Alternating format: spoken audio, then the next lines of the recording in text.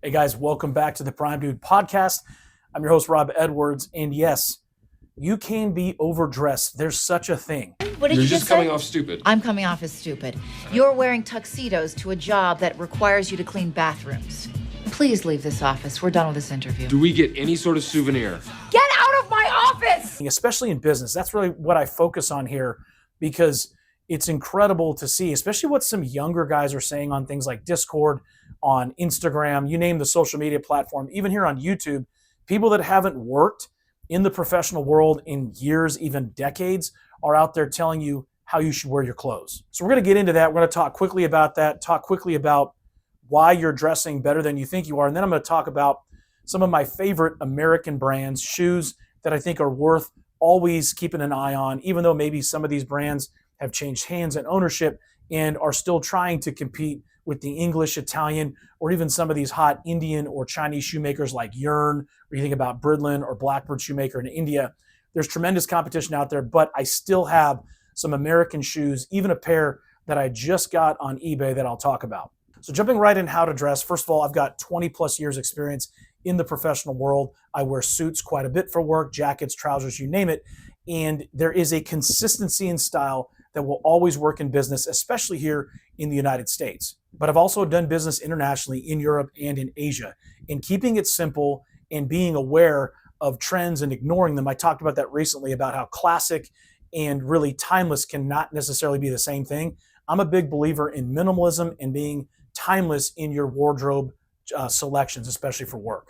So what I see is a lot of advice about dressing really classic. I see some other channels and discords talking about how you should wear modern, more tapered. Be careful either way. The advice I can give you that I know will be helpful is to compromise between the two and focus on what fits well for you and what you feel good wearing. Because success in business is all about confidence. If you're not confident and comfortable in what you're wearing, you're not going to succeed, and people can feel that. Also, it's not dress up. You can be overdressed. I have a rule that I stick to that I will be glad to be one level up from the customer, because anything you wear in business is not really about you. It's not a fashion show. You shouldn't be taking more than a few minutes each day or the night before to plan your next day's wardrobe and then getting on with it. You need to simplify that. If you're taking too much time on your clothes, you're not focused at what you need to accomplish. So being overdressed, is a three-piece suit overdressed? Well, it depends on the environment. I own one three-piece suit. I rarely wear it because I'm a lot of times in warmer climates and the vest just isn't for me. I wear that same suit without the vest quite often. I think it looks fantastic, even though it might have been tailored a little bit to have a little extra room. But a three-piece suit works. I think it's always supposed to be worn with a tie, should be. But again, if I'm going to a meeting and I'm using a three-piece suit as example specifically, and no one's wearing a tie, it's more business casual, then it's going to look weird. And you are overdressed, and it's not going to help you because it's going to be a distraction. You can't go wrong with a suit. Depending on the fabric, dark colors can definitely be more formal. But if no one wears a tie, it's okay if you wear the tie. I believe in that. I'm in a business world, and you're seeing it more often where you see the suit with no tie look. I don't have a problem with it. I've done a specific show, a short on that. I think it can look really good. It's becoming more popular. But in most cases, unless I'm at a meeting with my colleagues where no one's wearing a tie, I have no reason to wear one. I'm not trying to show anybody up, and that's important to know. But it's good in business to be tie dressed up, even if the customer is wearing a suit without a tie. To me, that's plus one. You're one up, right? Now, if somebody's in business casual, like I said, the tie needs to be casual, so does the outfit, and maybe you don't wear a suit, you wear an odd jacket and trousers with that tie. Okay, I want to talk about shoes now. I'm a shoe person. I love shoes. I'm going to start off with one of my favorite American brands. I have a review coming out for this very beautiful Oxford dress shoe from Alden Shoemakers, Alden out of Massachusetts, a classic heritage brand, the famous brand of the Indiana Jones boot, right? The 403 and 405, depending on the leather. Alden is a classic. I love this shoe. Of course, I'm going to overlay some videos. I've really enjoyed having it. I've had it for a couple years now, and it's the 920 Ball Oxford in dark brown calf leather. It's a fantastic shoe, super comfortable, broken quickly. Of course, Alden makes Goodyear welted shoes, and they are a true heritage brand here in the United States. I mean, you're talking decades and decades in the business, famous Pricey, yes, this cost me over $700, but I'll have these for the rest of my life. Of course, they're easy to resole. And they call it a ball Oxford. That's what you'll find. I'll link it down below on Alden Shop. I don't know if you can get this one on the Shoe Mart, which is the famous retail outlet online that sells Alden shoes, a few others, but they really focus on Alden. But the ball is short for Balmoral, but you'll see this doesn't have that sort of what you call that parallel horizontal stitch going from the hindquarters to the heel that a Balmoral brogue will have in the European or English sense. But it is, ball is used oftentimes in the United States with an American shoe kind of as a short for Oxford, right? This is truly an Oxford shoe, the closed lacing system. Again, just beautiful detailing, a beautiful shoe, one of my American favorites, and probably in the shoe and business world, one of the better known brands, Alden out of Massachusetts. Of course, if we're talking American shoes, American made, this is the Allen Edmonds Park Avenue in Chile. This was the first dress shoe that I noticed. My dad wore this in his business life in the 80s. And I was immediately drawn to this chili color, the classic look. Of course, this company, Allen Edmonds, is world famous, probably the highest grossing money maker in the world of all shoemakers. Really famous here in the United States, obviously, to the point where someone sees a nice brogued, especially cap toe, thinking of the strands, they'll tell you nice Allen Edmonds, even though it's not an Allen Edmonds shoe. That's happened to me before with a pair of J. Fitzpatrick shoes I was wearing. So Allen Edmonds is an icon. People hem and haw about it. There's almost this cult following of people that Allen Edmonds can't do any wrong.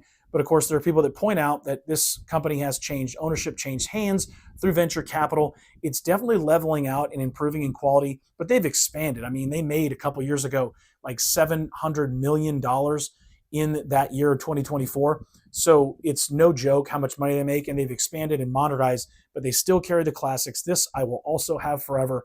A true icon, the Allen Edmonds Chili Park Avenue dress shoe, a beautiful cap toe, one that you just can't go wrong. Dresses up really nicely, a great business shoe from Allen Edmonds.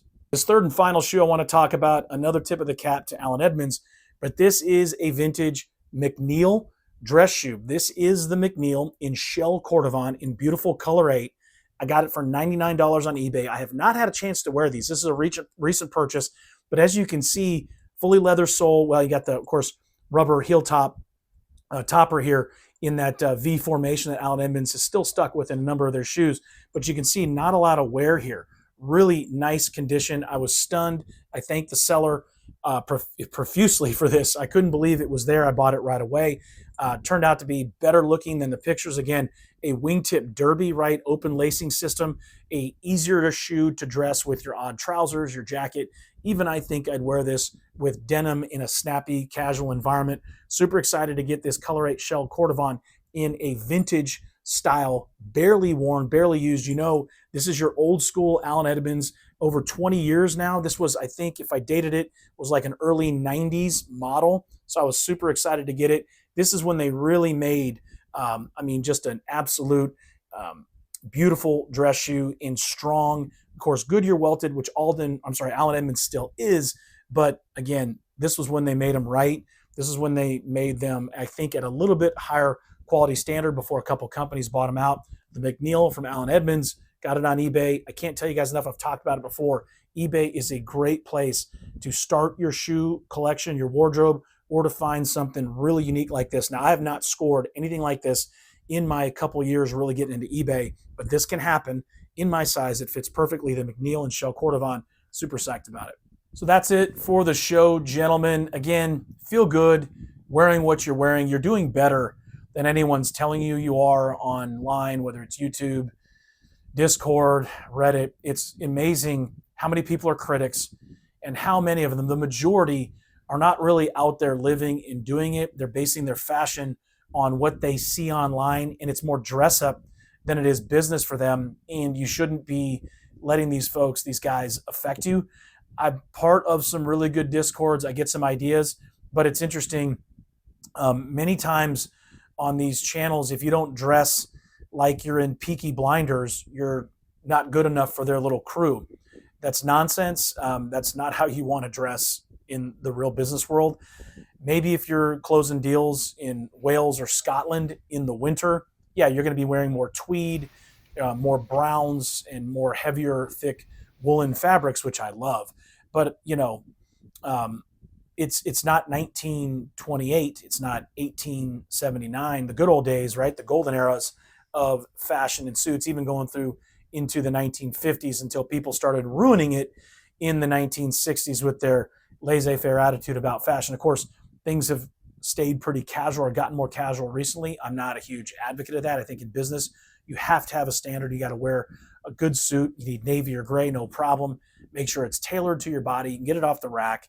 Get something that fits well and you feel good in, and enjoy yourself, and don't worry so much about what other people think. Because I can tell you, I always say this, guys, this is a different crew. We're all really into this. 99% of the people out there aren't going to notice whether you're wearing full cut trousers or tapered trousers. It's not that big a deal. Yeah, I think a higher rise is good, but it's not going to lose you anything if you're comfortable.